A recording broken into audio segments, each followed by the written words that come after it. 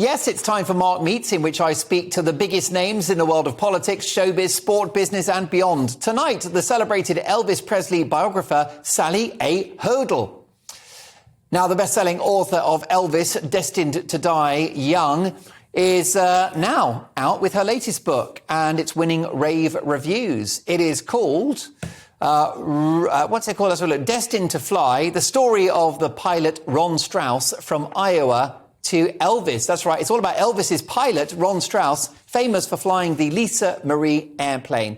And this pilot got to know him intimately. I'm delighted to say that the best-selling author of both books, Sally A Hoedel, is with us now. Hi, Sally. Hey, Mark. How are you? I'm very well. I want to get to the detail of Elvis's amazing life, but what inspired this new book about the guy that flew him around the world? Yeah, well, Ron Strauss was the first person I met who knew Elvis when I was researching Destined to Die Young. And he kind of became that anchor for me because after meeting Ron, and I met him here in northern Michigan where I live, because he would vacation here in the summertime. And the chances of meeting someone who knew Elvis in northern Michigan are slim to none. So it was kind of a exciting thing. And he just quickly became an anchor for me in the Elvis world, because what followed, were half a dozen research trips to Tupelo and Memphis and meeting so many people who knew Elvis, and incredible people. But what I didn't know is that, there'd be a lot of exaggeration attached to Elvis. And as a journalist, you kind of have to weed through that. And meeting Ron first, who was such a man of integrity, I've heard him tell a story a dozen times, and it never changes, it never grows. So he just quickly became a good friend. And he has an incredible story, including the 2 years he flew Elvis, and certainly before and after. So just an honor to tell his story. When he flew Elvis, was it during Elvis's golden period? Well, Elvis acquired the Lisa Marie, which is his famous airplane that sits on Elvis Presley Boulevard today, in 1975. So he flew him from 75 until his untimely death in 1977. So tons of touring going on those years.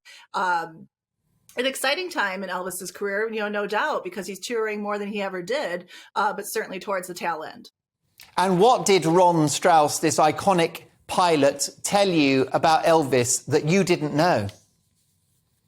Well, what this book gives us is just a really lovely insight into Elvis as a boss. Because we know that Elvis he's known for having all these guys around him all the time with the Memphis Mafia, right? We know he has the Colonel. And I think Elvis kind of gets buried in that a little bit. Like, he just shows up and sings and everybody else does everything. But the truth is that Elvis was very much the boss of that organization. And of course, no one could be Elvis for Elvis. So we see this really lovely, professional relationship between him and the pilots. There's a little bit of professional distance that's kept there that isn't present in some of the other relationships that become a little too enmeshed and that professional line is crossed. But this is one of the few times that Elvis has to hire a crew of professionals. No one else can fly that airplane. And of course, Elvis is famous for hiring cousins and family and friends, and working them into positions, but he couldn't do that for the airplane. So we really get to see him as a boss, and it's an interesting look. Looking at Elvis, you are one of the world's most celebrated Elvis biographers. Was he a happy man? I think so. I think Elvis had the natural ups and downs of anyone. And maybe some of those ups and downs were higher or lower than most people, because he lived a life, unlike anyone else, and a level of fame that no one else had achieved, at that time. But he said more than once that he loved being Elvis Presley. And I think we have to believe him when he says that. But of course, he had struggles. And, what we know from my first book and the research in that is that he had a tremendous amount of health struggles that weren't known, and many weren't understood at the time. So he definitely had highs and lows, but I think overall he loved being Elvis Presley. Well, yes, my viewers should take note of your fantastic first bestseller, Elvis, Destined to Die Young. What were some of those health ailments that he disguised? Because if you look at him in his pomp, he was such an Adonis, wasn't he? And he glowed with good health, but the opposite was actually the case. Yeah, and that appearance, I think, is one of the reasons this information has been buried for so long, because he does look so perfect in 1957. It's hard to imagine there's anything wrong with Elvis Presley. But the truth is that he was just as ill in 57 as he was in 77. They're not visibly apparent yet, because by the time he passes in 1977, he has disease or disorder in 9 of the 11 systems of the body. At least 5 of those are proven to be present prior to fame, so they couldn't be the end result with a prescription medication problem, which does become a problem. But they're most likely genetic in nature. That first book does go through his family tree. We see a lot of young death in that family. We see a lot of heart liver, lung related issues. And they're all explained in that book. What were the circumstances around his death, Sally? Are those stories of him being in the bathroom having just eaten another burger apocryphal, or is there some truth to that? I think that Elvis is the biggest victim of sensationalism in our worldwide culture. The idea of him being a glutton, I think, is a false one. There were times that he indulged without question, but I think because he's the king of rock and roll, that idea of indulgence kind of comes along with it, or gluttony. But the truth, yes, he did. He passed in the bathroom. And one of the reasons for writing that book and really answering that question of why does he turn to the prescription medication and then why does he continue returning to it, is to kind of, to make sure that there's a bigger conversation around Elvis than just he took too many pills and died in the bathroom. He certainly deserves more than that. He's a historical figure, not just a rock and roll star. So the book does explain, leading up to that, the medication he takes, why he takes it. A lot of the things that he's taking really do have medical reasons, even then. And of course, there's a number of things like an autoimmune issue that he suffers from that wouldn't have been understood in 1977. So it's kind of a combination of those things.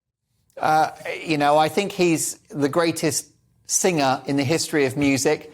He wasn't he, the biggest star the world had ever seen. He invented the idea of a global celebrity, paving the way for Michael Jackson, the Beatles, you name it. What is his legacy, do you think? Does his popularity endure, and what has he left with the world? I absolutely think it endures. He's been gone now for 45 years and he's still known the world over by his first name and his image alone. That is remarkable. I think that his legacy is simply that he culturally shifted the universe in a way no one before him or after ever has.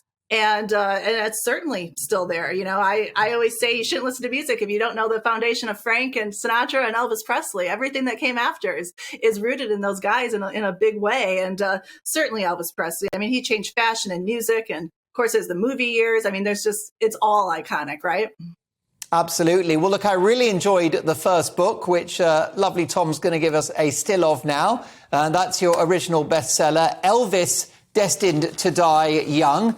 Well, her latest is out now, and I can't wait to read it. It's winning rave reviews. It's called Destined to Fly, the story of the pilot Ron Strauss from Iowa to Elvis. Congratulations on its release and all those great reviews. And Sally, we'll catch you next time your next book comes out.